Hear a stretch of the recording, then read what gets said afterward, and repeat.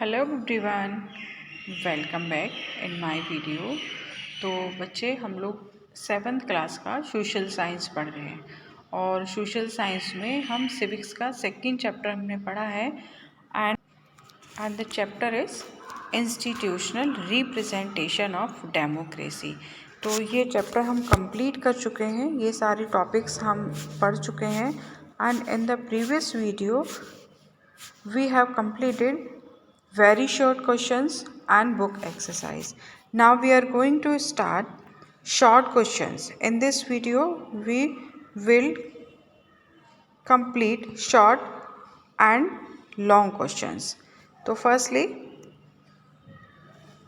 Question देखते हैं बच्चे। इसमें से कुछ क्वेश्चंस हम बुक में टिक करेंगे और कुछ क्वेश्चन हम लिखेंगे।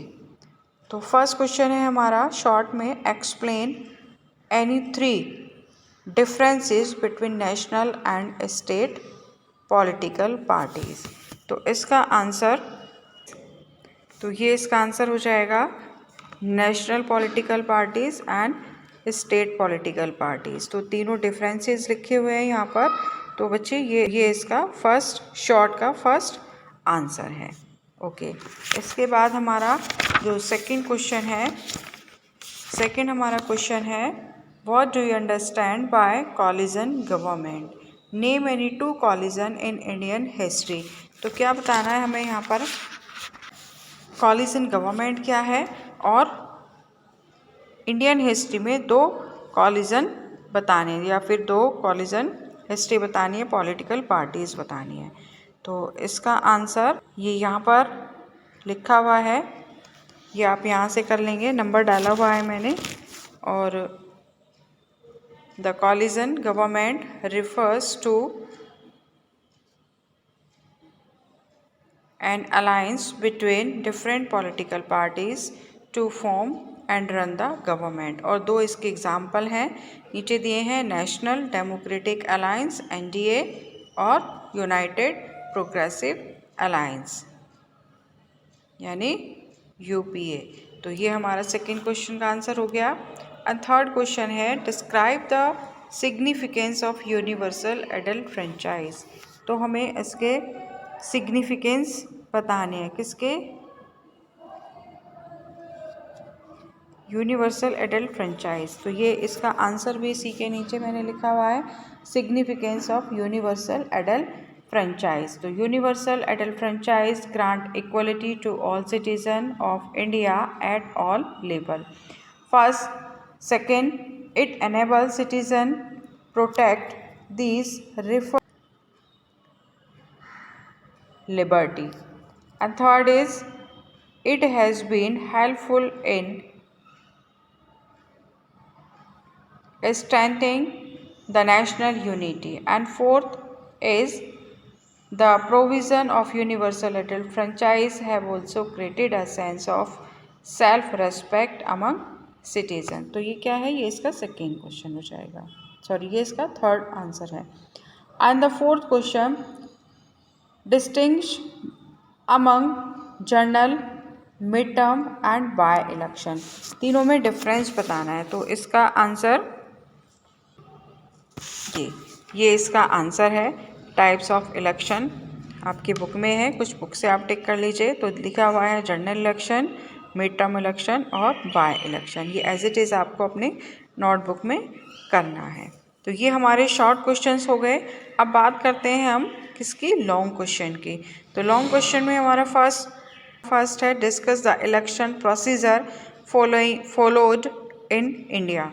इलेक्शन प्रोसीजर हमें बताना है कि इलेक्शन का प्रोसीजर क्या है।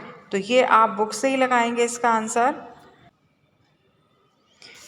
ये देखिए, ये आपका लिखा हुआ है इलेक्शन प्रोसीजर। और आपको ऐसा नहीं है कि सारा कुछ लिखना है, आपको सिर्फ जो हेडिंग है वो लिखना है और मैंने टिक किया हुआ है वहाँ तक आपको लिखना है। जैसे फर्स्ट आपका है फिक्सेशन ऑफ इलेक्शन कंस्टिट्यूएंसीज, और आपको प्रोसेस बिल्कुल इसी तरीके से करना है ये, कि पहले आप फिक्सेशन ऑफ इलेक्शन कंस्टिट्यूएंसीज लिखेंगे, फिर प्रिपरेशन ऑफ इलेक्टोरल रोल लिखेंगे। तो आपको ये करना है कंस्टिट्यूएंसीज तक, वैसे ही प्रिपरेशन ऑफ इलेक्शन रोल करना है आपको प्रोसेस तक। अनाउंसमेंट ऑफ इलेक्शन डेट ये आपको इलेक्शन कमीशन तक करना है। And establish of the polling stations ये आपको एवरी कंस्टिट्यूएंसी तक करना है। दैन नॉमिनेशन बाय कैंडिडेट ये आपको विड्रॉल एक्सेट्रा यहाँ तक करना है। इसके बाद scrutiny and withdrawal of nomination papers तो ये आपको अनाउंस तक करना है। देन इलेक्शन कैंपेन ये आपको कैंडिडेट्स तक लिखना है। Then polling exercise their franchise यहाँ तक। And next one counting of votes ये आपको करना है रिटर्निंग ऑफिस तक। और लास्ट है आपका डिक्लेरेशन ऑफ द रिजल्ट। तो ये आपको करना है the votes as the winner. तो ये आपका क्या हो गया, ये आपका हो गया डिस्कस द इलेक्शन प्रोसीजर के पूरा का पूरा प्रोसीजर ऐसे लिखना है आपको। फिर आपका सेकंड क्वेश्चन